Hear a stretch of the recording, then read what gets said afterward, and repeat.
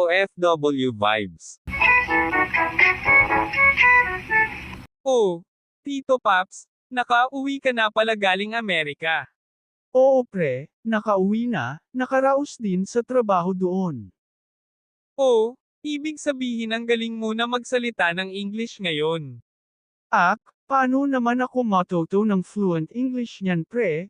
Almost 6 months lang ako doon, pero kahit papano may natutunan din. Ganun ba? Sige nga Tito Paps, turuan mo nga ako. Hahaha, meron akong ituturo sa'yo pre. Sa lahat na English na natutunan ko ito lang ang nag-iisang English na pinakadelikado. Ano yan Tito Paps? Itanim mo ito sa utak mo pre, yung word na terminate, pagkalaw ko ng English word na yan, mawawalan pala tayo ng trabaho niyan pre.